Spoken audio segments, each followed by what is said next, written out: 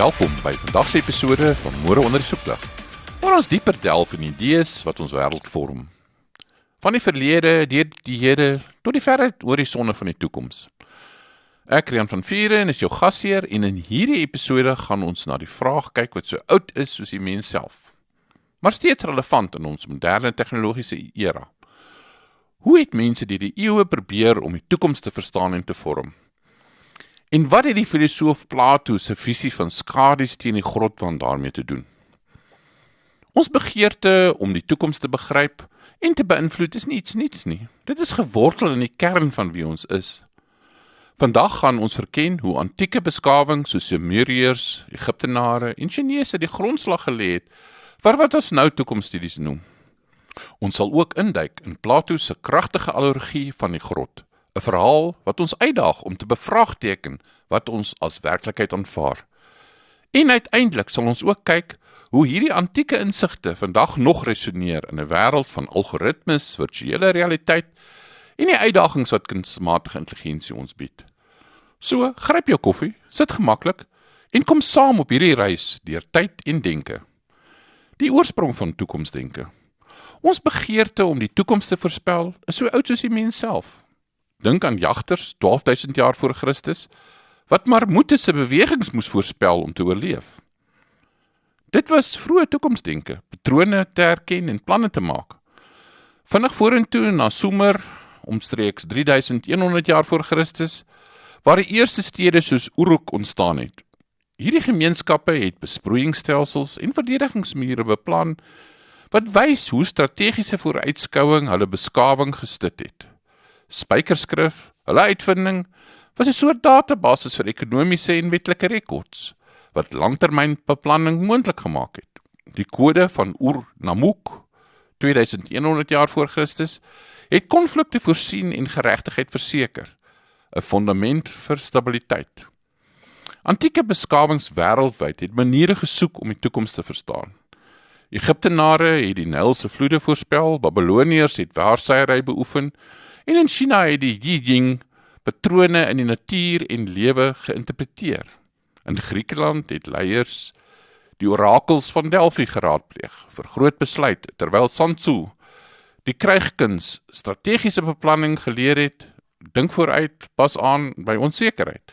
Dit is beginsels wat vandag toe nog in toekomsstudies geld. Plato se Republiek en die grot. Nou kom ons by Plato, 4 eeue voor Christus. Wie se Republiek 'n bloudruk was vir die regverdige samelewing. Hy het gevra, wie moet reageer? Hoe struktureer ons gemeenskappe? Sy idee van 'n filosoof-koning, 'n leier gelei deur wysheid, nie mag of rykdom nie, is relevant in ons era van KI en tegnologiese elites. Maar sy kragtigste les kom uit die analogie van die grot. Stel jou voor 'n donker grot, waar gevangenes vasgeketting met hulle rug na die ingang, net skadu's op die muur voor hulle sien. 'n vuur agter hulle projekteer beelde van voorwerpe wat mense dra, en die gevangenes wat niks anders ken nie, glo hierdie skaduwees is die werklikheid. Hulle hoor egos en dink dit kom van die skaduwees. Vir hulle is dit die wêreld. Dan word een gevangene bevry. Hy sien die vuur, hy sien die voorwerpe en besef die skaduwees is nie werklik nie. Hy verlaat die grond en ontdek die sonlig. Plato is 'n simbool van waarheid en kennis. Maar toe hy terugkeer om die ander te vertel, bespot hulle hom. Hulle is gemaklik met hulle skaduwees en vrees die onbekende. Die grot in ons wêreld. Plato se grot is 'n waarskuwing vir ons.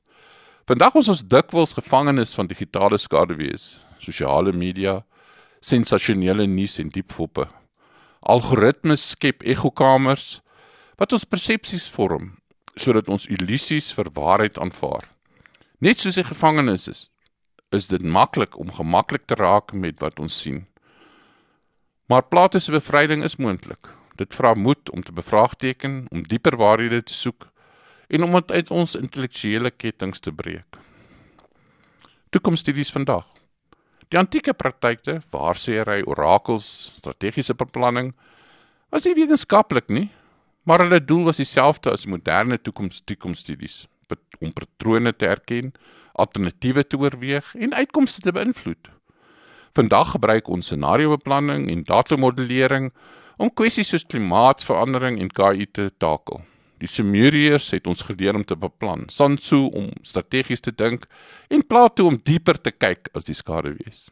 Die wegneem idee.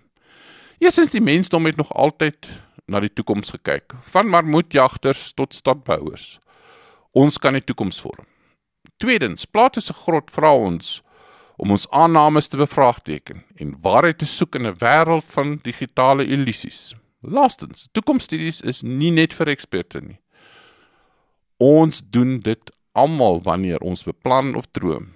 So watter skaduwees aanvaar jy? Hoe kan jy die grot verlaat en die lig soek? Dankie vir julle tyd, luisteraars. In die volgende week delf ons nog na 'n groot vraag. Tot dan, bly nuuskierig en kyk na die horison. Dit was Môre in die Soeklag.